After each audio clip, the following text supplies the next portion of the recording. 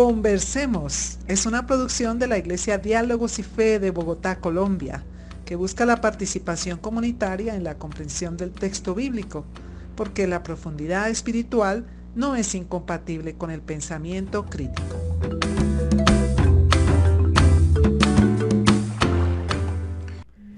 Un saludo especial a toda nuestra audiencia. Este es el podcast Conversemos, el podcast de la Iglesia Diálogos y Fe.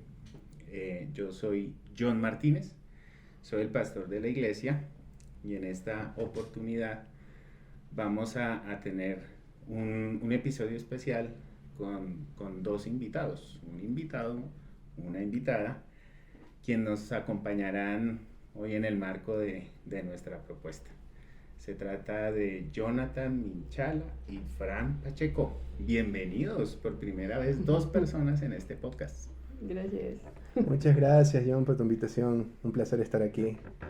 Bueno, quisiéramos saber un poco de ustedes, quiénes son, qué están haciendo. Aquí, pues dicho sea de paso, es un ecuatoriano, una chilena que trabajan en Colombia. Esto lo hace, digamos, especial. Hemos tenido gente de fuera que hemos entrevistado, pero de fuera, pero no aquí, aquí en el país. Así que, pues, me gustaría que pudieran compartir acerca de ustedes, de su trabajo, de su misión. A ver, ¿qué podría decir de mí? Bueno, yo soy ecuatoriano, soy de la costa de Ecuador y llevo ya viviendo acá en Colombia un año. Nací en cuna evangélica. Y mi formación, digamos, ha tenido que ver mucho con cosas de literatura, de estudios de la cultura, pero siempre digo que la teología es como mi gran tentación. Okay. Ay, bueno, yo soy Francisca, pero Fran está bien, es muy largo Francisca. Y sí, soy de Chile, también soy de la costa de Chile, pero una costa un poquito más fría o templada, de Valparaíso, una ciudad de artistas y calles de colores. También soy cristiana desde que nací, de formación pentecostal, de familia y de corazón. Y creo que también ha sido esa misma formación y ese como legado de la familia que dejó a través de ese cristianismo parte de mi vocación y de lo que hago ahora. Como estando acá en Colombia es por eso. Es estar en un trabajo que logra en cierta forma unir esas dos cosas tan importantes para mí, que es mi fe y cómo esa fe se pone en acción. Qué bueno, muchas gracias. Qué emoción poderlos tener acá y poder compartir con ustedes.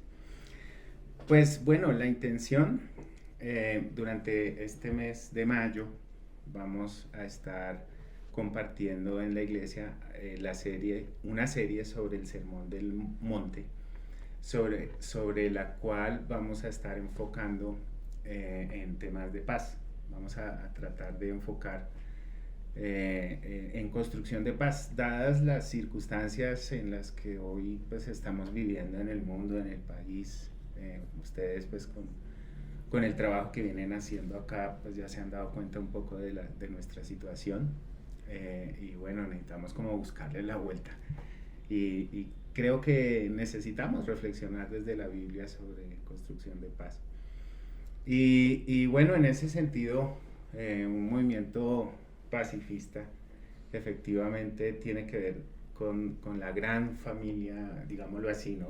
Universal menonita, ¿no? En la historia de los movimientos eclesiales, de la historia del cristianismo, que han sido tradicionalmente reconocidos como movimiento, pues, o sea, de ahí emerge un movimiento pacifista muy fuerte al interior del cristianismo.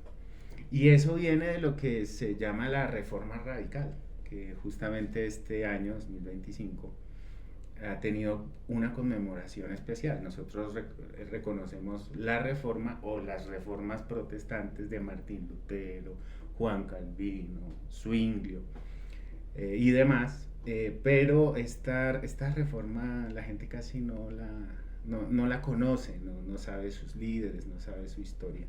Entonces todo esto está vinculado. Por eso quisiera pedirles pues a quien nos pueda responder y quiera responder desde la experiencia y sobre esta conmemoración, pues compartir algo más sobre el trabajo que ustedes dos están haciendo en Colombia, porque pues entendiendo que hacen parte de un proyecto del Comité Central Menonita.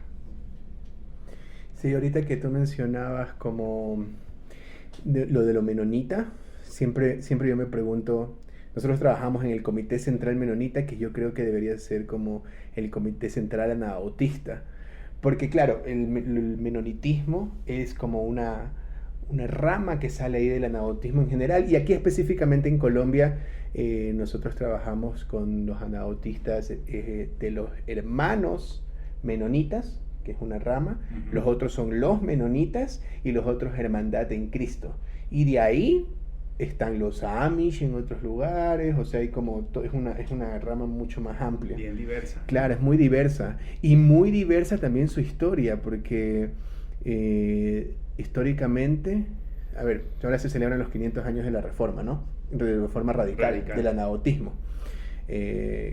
Diferenciando de la Reforma magisterial, como ya nombraste a Lutero y Calvino, pero Zwinglio, por ejemplo, la pregunta es ¿dónde ponemos el origen y por qué son los 500 años? Por ejemplo, algunos podrían decir, podría comenzar con Münzer, que es este líder alemán que lideró la guerra de los campesinos, de la cual después el estimado y un poco odiado por algunos, Karl Marx toma, ¿no verdad? Hay inspiración también para... Entre Marx y su amigo Engels, ¿no? Y Engels, sí.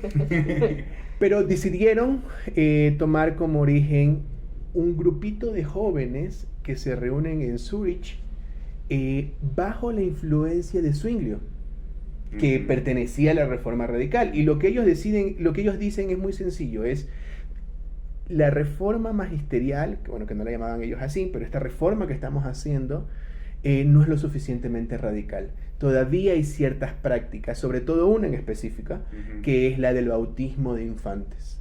Entonces ellos decidieron no bautizar a los niños y bautizarse entre ellos, entre ese grupo de amigos ahí. Entonces ese primer bautismo que ellos hacen entre ellos, toman como punto de partida en 1525 como el origen, ¿no verdad?, del anabautismo. Y luego vienen menos Simons, y luego vienen los menonitas. Claro, o sea, recapitulando, el punto de inicio, digamos, y la conmemoración es la celebración del bautismo. Sí.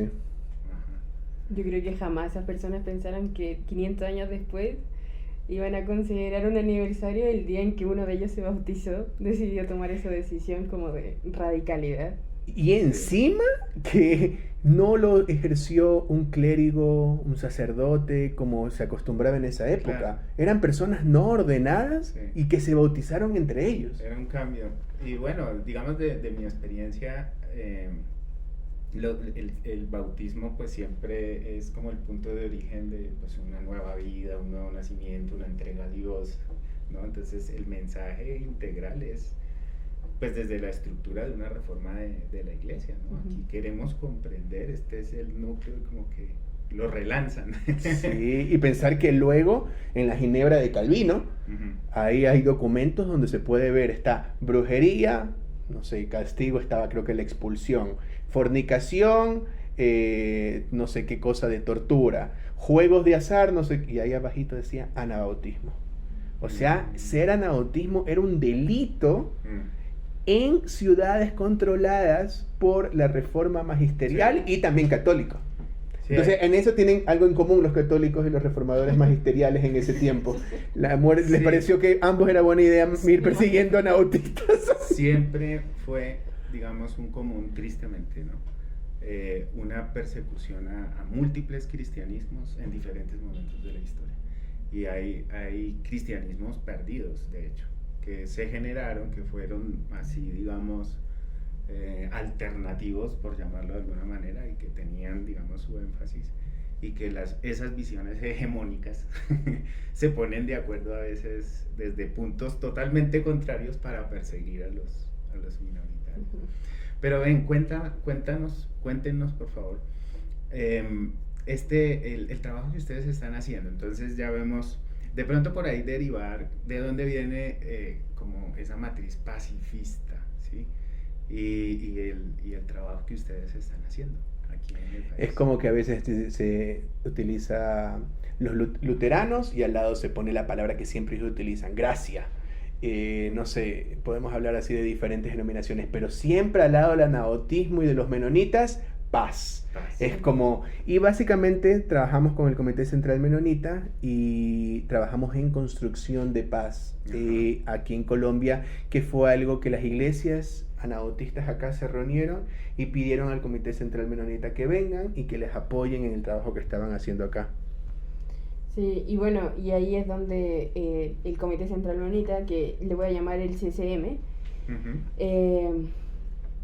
viene atraído por la iglesia menonita. Entonces, lo que hace es, a través de como líneas de acción, vincularse con iglesias anabautistas dentro de Colombia que ya están trabajando en temas de construcción de paz. Y que eso, como recién decía Yona, trabajamos como con 3, no sé, denominaciones diferentes, y entre ellas a veces hay ciertos como desacuerdos sobre cómo se debería trabajar la paz, pero al mismo tiempo están las 3 súper involucradas en los procesos de diferentes maneras. Entonces lo que hace el CCM es como caminar con estas iglesias que ya han dado ese paso y que ya tienen esta convicción del legado y la trascendencia de la fe, y cómo atraer ese nuevo reino, que es un reino de paz, a un país que ha estado tantos años en guerra. Qué lindo. Y usted, tengo entendido que ustedes trabajan con jóvenes. Sí, una de las cosas importantes como para el CCM es poder encontrar espacios y diversidad que se pongan en tensión a través de diferentes tradiciones culturales, formas de pensamiento, cosmovisiones. Entonces el hecho de que pueda venir personas de otras culturas y de otros países es un distintivo muy importante para ellos. Entonces trabajamos en un programa que se llama el programa Semilla, y con jóvenes que básicamente van como desde los 20, 22 años hasta los 30, 32 años más o menos, que vienen desde diferentes tradiciones. Es el único programa de CCM donde no solamente aplican personas anabautistas, sino, por ejemplo, abierto. Ahora, por ejemplo, tenemos personas que vienen de iglesias más pentecostales, de iglesias luteranas y del luteranismo de África, que eso también cambia un montón. Y eso también es importante también pensar, por ejemplo, el anabautismo de Suiza, donde comenzó un poco, es muy diferente al anabautismo que tenemos ahora en Latinoamérica. Claro, por supuesto. Y entonces lo que hace el programa es invitar a estas personas a estar 2 años viviendo en comunidades de base y en relación con estas iglesias que están trabajando para la paz. ¿Haciendo qué? Eso siempre es un dilema, pero la cosa es unir fuerzas a lo que ya se está haciendo. De ninguna forma el programa busca tomar roles protagónicos, sino apoyar en lo que sea, poner manos y dar su vida como en la integración en la comunidad, conocer a la gente. Para este programa es tan importante vincularse con un proyecto como tener una buena relación con la vecina y entender cómo ha sido su cosmovisión en ese lugar donde vive, cómo ha vivido históricamente todo este conflicto, cómo ha salido adelante, porque esas historias también van marcando estos procesos de construcción de paz. Claro. Muchas veces el tejido social se ha reconstruido a través de los años, no porque el proyecto de cierta organización hizo no sé qué, sino porque fue que ciertas personas se juntaron un día a tomar café y dijeron, hagamos algo, esto nos está acabando y necesitamos como volver a la vida. Y entonces lo que hace este programa es invitar a estas participantes a ir y ser parte de esos espacios de comunidad, en la iglesia, en los barrios donde viven, y darse como por completo ahí, poner el cuerpo ahí a la experiencia. Y entonces, por ejemplo, en este momento tenemos personas viviendo en Itzmina, Chocó, en Salsipuedes, en la región de Sucre, en Río Hacha, en La Guajira, en Palmira, en la región del Valle del Cauca, y aquí en las afueritas de Bogotá, en Soacha. Entonces todos estos lugares históricamente han sido víctimas de la violencia. Sí. Tienen su y han historia. tenido consecuencias súper fuertes en la comunidad y en las iglesias que están ahí en la comunidad. Ujú. Entonces, desde las ciudades hablamos de reconciliación, pero ellos, viviendo ahí, son quienes han visto en carne propia al hijo de una de las personas de la comunidad que se unió a un grupo de guerrilla o que lo unieron Ujú. a la fuerza, Ujú. y al lado de ella sentada otra familia que fueron víctimas de muerte por los mismos grupos. Entonces, hablar de reconciliación de este lado Uf, es bastante es muy diferente. fuerte. Claro. Y ellos, viniendo desde otros países, desde otros contextos, de otras Le historias, agrega un componente bastante. Y son ahorita, por ejemplo, de bastante fuerte. Bolivia, Guatemala, Honduras, Nigeria y Zimbabue. y México. Imagínate. Y Wow. México, Mm. sí. Y vienen, como ya dijimos, de diferentes tradiciones. Y quiero recalcar el hecho de que ellos van allá no como expertos, porque lamentablemente a veces se ha entendido mucho la misión como una especie colonialista. Y hay un libro igual de anabautista que se llama Misión sin Conquista. Y es esta idea de ir acompañando en los procesos de las propias comunidades y me meto hasta donde ellos quieren que yo me meta. Es la mejor manera, por supuesto. Y tiene ese componente territorial. Me parece muy importante lo que ustedes han mencionado, los dos, en diferentes momentos. Frank, especialmente cuando mencionaba esa posibilidad de construir reino de Dios en forma concreta. Y lo que ustedes agregan del trabajo de estos jóvenes en territorio, es apropiarse de los contextos territoriales con todas las dimensiones que eso implica. Y hasta donde se pueda y hasta donde deje la comunidad, ¿no? Como tú dices. Yo creo que ese es un llamado cristiano, digamos, más allá de lo que pueda ser institucional o ligado a un pacifismo o a un movimiento de denominación cristiana.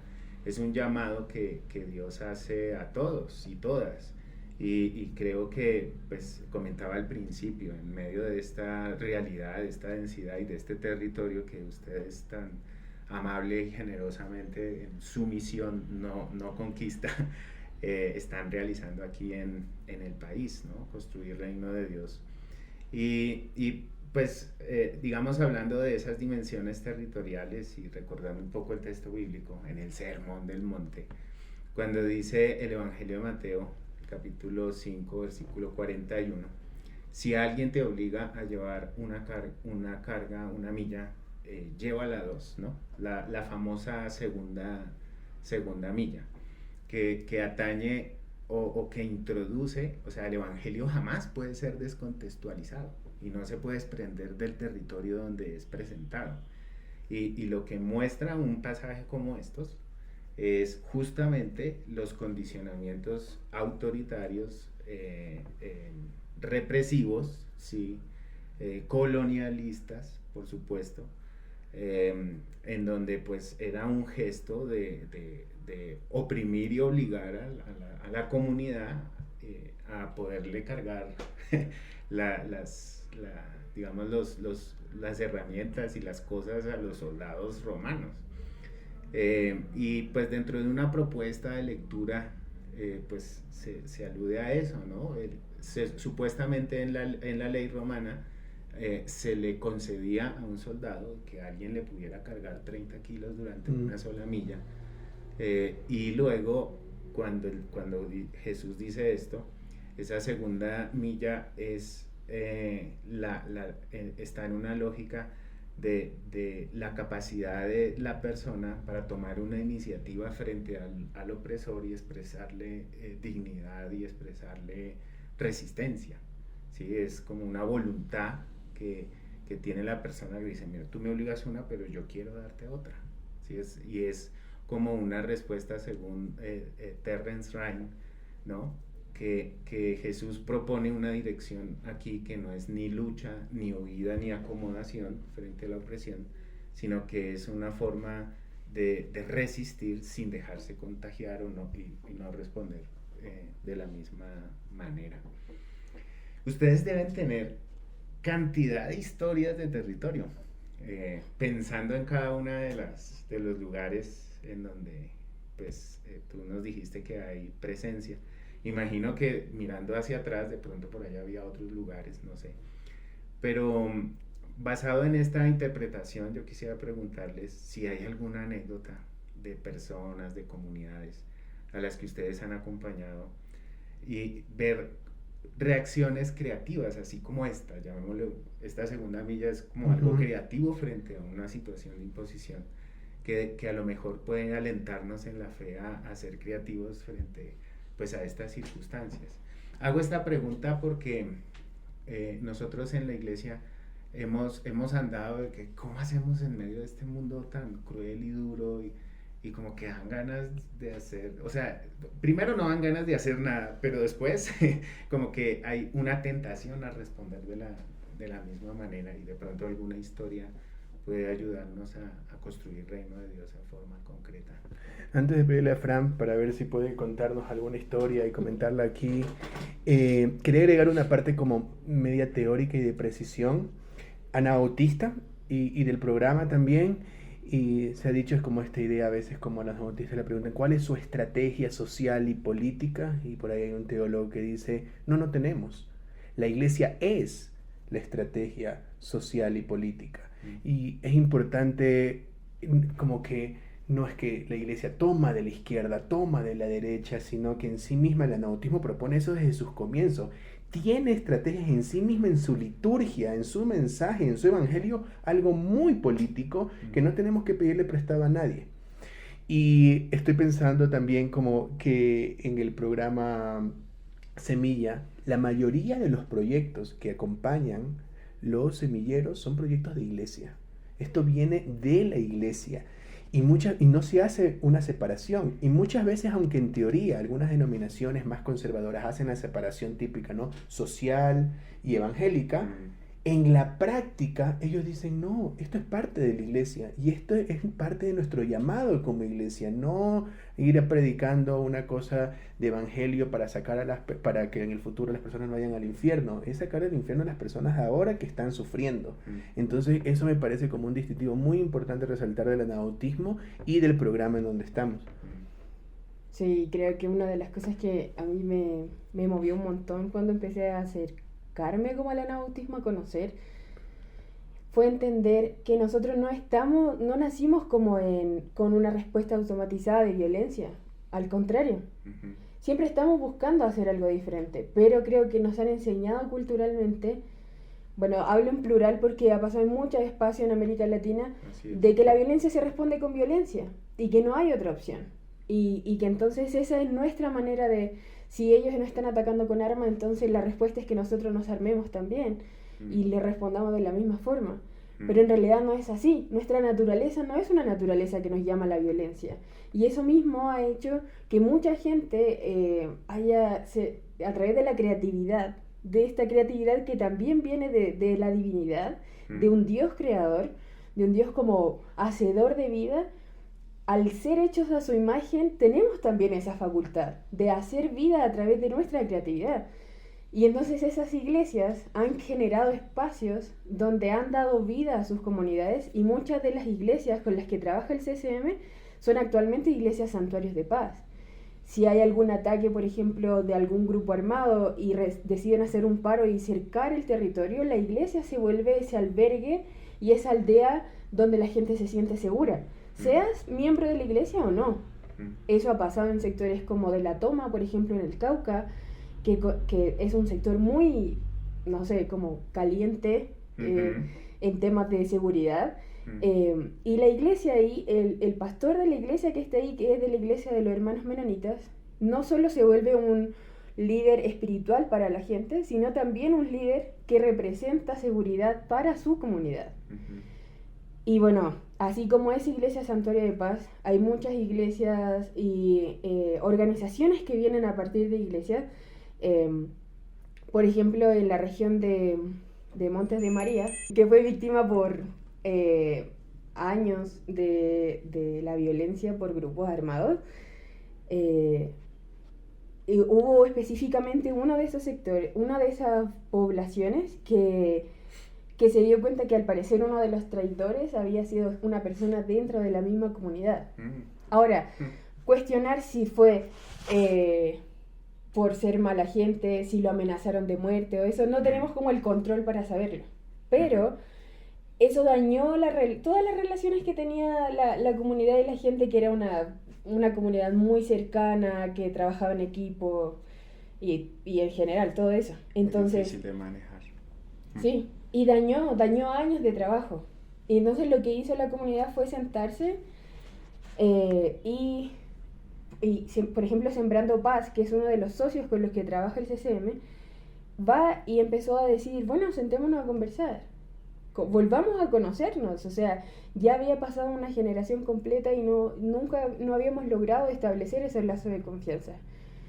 Y pasó que, por ejemplo, fue una de voluntaria de la semillera de este programa, iba a todas las casas a conversar con la gente, a hablar, cuéntame tu historia. La gente tenía mucho miedo de hablar. Y de a poco empezó la gente a contar, empezó la gente a acercarse y a escucharse, y se dieron cuenta que tenían los mismos miedos, y se empezó a reestructurar este tejido social en la comunidad, siendo ahora una de las comunidades más articuladas con las que trabajamos. Actualmente hay un semillero viviendo allá, y es increíble. O sea, hacen incidencia política, trabajan en temas de cuidado del medio ambiente, la reactivación del bosque seco tropical, el asunto del agua, porque es un sector muy seco. Entonces nos damos cuenta que la construcción de paz empieza a tomar caras y formas muy diferentes de acción a través de esa misma acción creativa de la gente. Y así también otras acciones más organizadas, como sectores muy, ¿cómo se llama eso? Como fructíferos, o que es tierra muy fértil, han sido puntos como blancos muy fáciles para los grupos. Claro. Para sembrar coca y obligar a la gente de esos sectores a involucrarse a través de violencia, de eso. Y hay organizaciones que, otra vez, son organizaciones de iglesias que tienen propuestas como hay otras alternativas de vida, no hay que vivir desde el miedo y de la inseguridad. Entonces dijeron, bueno, lo que vamos a hacer es una propuesta de, en lugar de sembrar coca, sembremos cacao, y démosle la oportunidad a la gente de salir de ahí. Y ha crecido. Actualmente son una fundación que está en Chocó, y muchos agricultores que no son miembros de iglesia, ni siquiera sabemos si todos son creyentes en Dios o no, porque finalmente ese no es el trabajo, no es como lo que se está buscando hacer, sino que a través de esta propuesta de paz, traer esta vida íntegra de la que hablaba Jesús, que tengamos una vida en abundancia. Y esa vida en abundancia a través de vivir sin miedo, de tener una alternativa de sustento económico, mercado, porque garantizar el mercado para personas agrícolas es una de las vías del éxito del negocio. Porque yo puedo plantar, pero si no tengo a quién vender, no funciona. Y las iglesias han sido quienes han ido moviendo todo esto para que la gente, no solo de la iglesia, sino de sus comunidades, sean parte y tengan alternativas y oportunidades que hasta el momento se habían negado. Y hay otras iniciativas incluso que son mucho más pequeñas, como por ejemplo la de Palmira, que es en la propia iglesia, no una institución afuera, sino que en la propia iglesia reciben niños y niñas en situación muchas veces precaria, empobrecidos, que son migrantes, hijos de personas venezolanas acá, para ayudarles con las tareas. Y ahora último incluso están dando charlas sobre derechos humanos, sobre asuntos de abuso sexual, y eso se lo produce de manera mucho más chiquita, con mucho menos financiamiento en la propia iglesia. Entonces puede ser, hay como de diferentes, como una cosa mucho más grande, como esto que estaba nombrando en el Chocó, y otras también mucho más pequeñas, ahí mismo en la iglesia. Sí, no, me parece muy importante rescatar de estas tremendas historias que no se trata de una fórmula de llegar o del el necesario apoyo de una organización, digamos en el sentido de que venga algo, ¿no? Sino que emerge de la propia fe, del asimilar las escrituras y de la manera como las personas con lo que tienen y en los espacios económicos o en el liderazgo social o las posibilidades que tienen creativamente generan nuevas realidades y eso es muy especial. Yo quisiera agradecerles enormemente en nombre de esas comunidades y pues como colombiano y desde el corazón el trabajo que hacen y esa misión que ustedes están sembrando aquí en mi país, de verdad que lo agradezco mucho.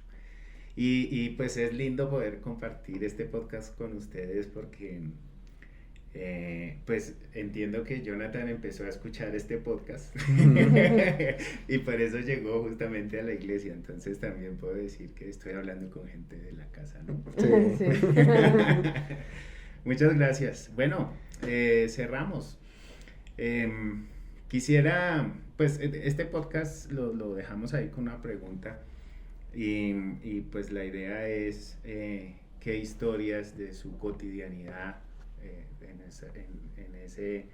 en ese devenir de la vida constante puede compartir en relación al cambio de una realidad cotidiana, algo que se vino creativamente para transformar la realidad a una realidad de paz. Muchas gracias, Fran, muchas gracias. Gracias, Jonathan. John. Gracias a ti, John. Bueno. Y yo quiero agradecer también como a Colombia por recibirnos y a los semilleros que están ahí también, porque Sí. nosotros estamos acá en Bogotá, a veces en la ciudad, pero ellos son los que están en las comunidades acompañándolos. Sí, total. Y no sé, es un salto de fe. Y es fortalecer también la esperanza. No son, a veces pensamos que son tan poquitas la gente interesadas en hacer las cosas diferentes y no, somos más de los que pensamos. Y si estamos juntos somos más fuertes también. Entonces sí, gracias a ti también, a la iglesia y a toda la gente que está articulando este trabajo para hacer un mundo diferente y atraer ese reino. Sí, un saludo especial a los semilleros y por supuesto Diálogos y Fe ahí también para servirles. Sí, Bueno, a gracias, nuestra John. audiencia un abrazo muy especial.